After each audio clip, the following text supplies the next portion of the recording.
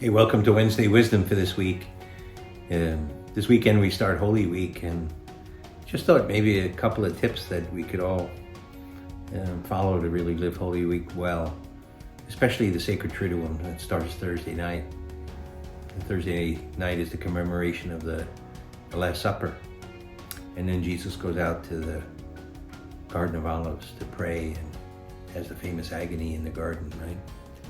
Well, it's been a Christian tradition for a long time that we accompany Jesus spiritually in prayer while he's in the garden.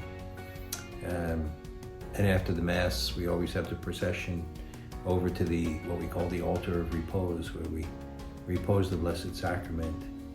And Catholics for many, many years now have spent an hour in accompanying Jesus in front of the Blessed Sacrament to kind of relive that hour that he spent in the garden.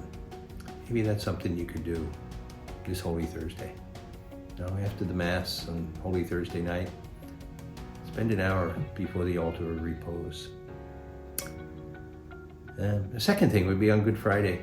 At least when I was a kid, we had the tradition in my house, many others I think at the time, would be between the hours of 12 o'clock and 3 o'clock, the hours Jesus hung on the cross. As little kids, we weren't allowed to talk or turn on the TV. We didn't have cell phones and TV and computers at that time, so that was out of the question. But it was 3 hours where we were just supposed to think and reflect about Jesus dying on the cross. Maybe that'd be a good tradition to bring back. I remember doing that. It was kind of weird and cool. It was like the world stopped for 3 hours. And we were able to contemplate what the Son of God did for us. And Holy Saturday is the day that Jesus is in the tomb all day long. And we're waiting for the resurrection. And that traditionally is the day that Christians always accompanied Our Lady. She was the one who had that hope and expectation of Jesus rising again.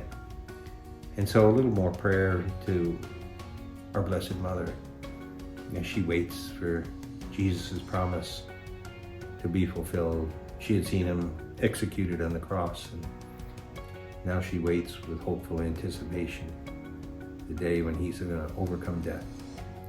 So maybe on Holy Saturday, make sure we do our rosary and some extra prayer to Our Lady. And I think we'll be ready for Easter if we do that.